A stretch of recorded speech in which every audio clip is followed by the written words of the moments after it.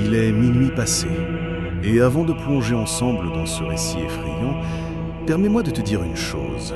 Si ton cœur bat déjà plus vite, si tu sens que cette atmosphère obscure t'enveloppe, abonne-toi immédiatement à cette chaîne, car plus tu plonges dans ces ténèbres avec moi, plus tu découvriras les secrets les plus dérangeants que d'autres n'osent pas raconter.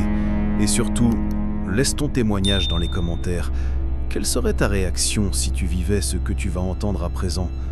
Parce qu'une fois engagé dans cette histoire, tu ne pourras plus la quitter, comme ceux qui en furent les victimes.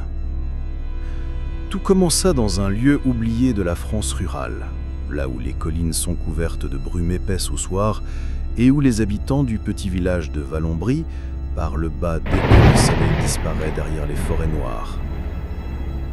Les vieilles pierres des maisons, rongées par le temps, gardent un silence pesant, comme si elles connaissaient encore des secrets anciens. Peu d'étrangers viennent ici, et ceux qui s'y risquent repartent changés, marqués par une terreur qu'ils ne veulent jamais décrire. L'histoire qui va être révélée concerne une bâtisse particulière, un manoir en ruine, aux murs tordus de lierre, que l'on surnommait la Maison des Murmures. Les anciens disaient qu'à l'intérieur, des voix chantaient doucement dans l'obscurité, des paroles incompréhensibles murmuraient entre les pierres. Personne ne savait si les chuchotements venaient des morts, des murs eux-mêmes ou d'un autre règne invisible. Mais tous savaient qu'il ne fallait pas y entrer après la nuit tombée. Or, un homme du village, Adrien Leclerc, ne crut pas aux avertissements. Il était veuf depuis peu, rongé par la douleur, ivre de solitude et de colère contre le silence que la mort de sa femme avait laissé dans sa maison. Certains racontent qu'il pensait trouver un signe, une réponse, peut-être même un passage qui lui permettrait d'entendre une dernière fois la voix de Claire, sa bien-aimée disparue. Les villageois le virent se diriger vers le manoir ce soir-là, portant seulement une lampe à huile et une clé ancienne qu'il avait déterrée dans les affaires de son grand-père. Cette clé, disait-on, ouvrait le portail de bois pourri de la Maison des Murmures. À peine avait-il franchi l'entrée qu'un froid encore plus glacial que celui de l'extérieur s'abattit sur lui. Adrien sentit alors qu'il n'était pas seul, mais ce n'étaient pas des présences qu'on peut désigner du regard. C'étaient des regards invisibles, tournés vers lui de toutes parts. La poussière en suspension se mit à danser, comme entraînée par des souffles. Et puis il entendit un murmure ténu, presque tendre, qui semblait sortir non pas d'une bouche, mais des murs eux-mêmes. « Adrien », dit la voix. Il eut un sursaut. Cette intonation, cette façon de prononcer son prénom, c'était la voix de Claire. Son cœur se serra et sans hésiter, il alla plus profondément dans le hall obscur. Le parquet gémissait sous ses pas comme s'il protestait. Chaque porte entr'ouverte lui montrait un recoin tordu de la maison, un couloir penché, une salle au miroir fêlé, un escalier qui semblait monter vers nulle part. Tout sentait la moisissure, l'humidité, mais aussi une odeur douceâtre qu'il ne pouvait identifier, quelque chose de sucré, presque attractif, mais écœurant à mesure qu'il avançait. La voix se répéta, plus proche, comme soufflée dans son oreille gauche. « Adrien, viens !»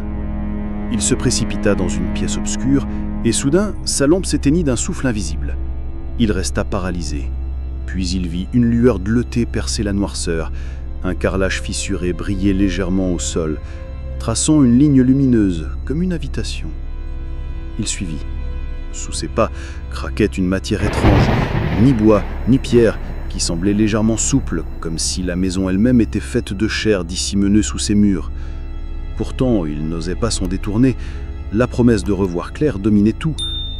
Au bout du couloir, il trouva une salle circulaire où se dressait un puits ancien, mais à lieu de l'eau, la profondeur exhalait une brume épaisse, vivante, qui s'élevait et se dissipait lentement, formant parfois des silhouettes humaines avant de disparaître. Et là, distinctement, la voix de Claire résonna plus clairement que jamais. « Je suis là, descends !» Adrien se pencha et ce qu'il vit le fit chanceler.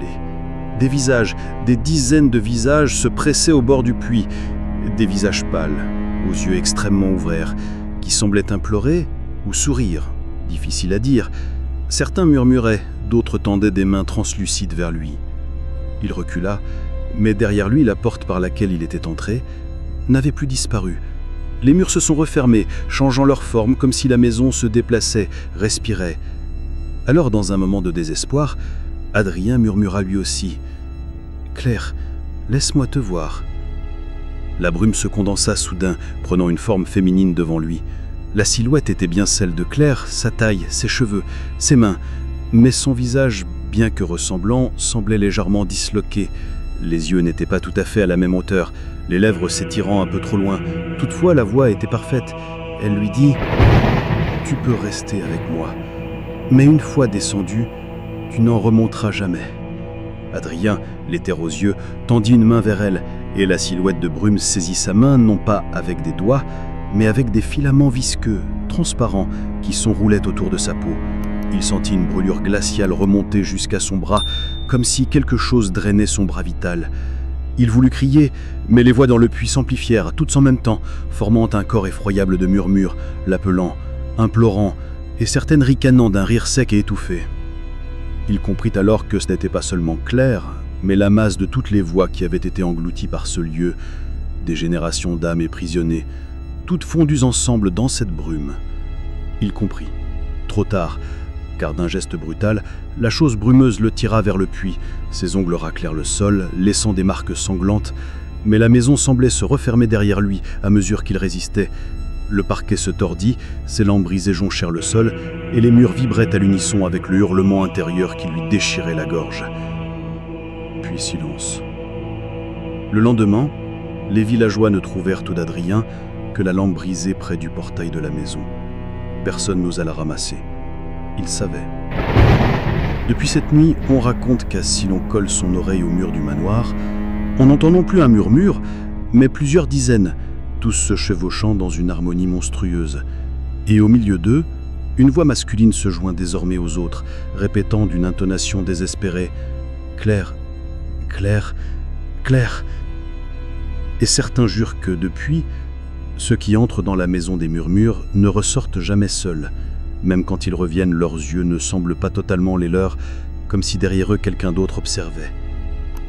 C'est pour cela que les habitants de Vraie-Lombrie répètent aux rares voyageurs « Si vous entendez un appel dans vos rêves, surtout n'ouvrez pas la porte ancienne de pierre, car une fois que vous entendrez les murmures, vous ferez partie d'eux pour toujours. » Et toi, crois-tu que tu aurais résisté à la promesse d'entendre la voix d'un être aimé disparu ?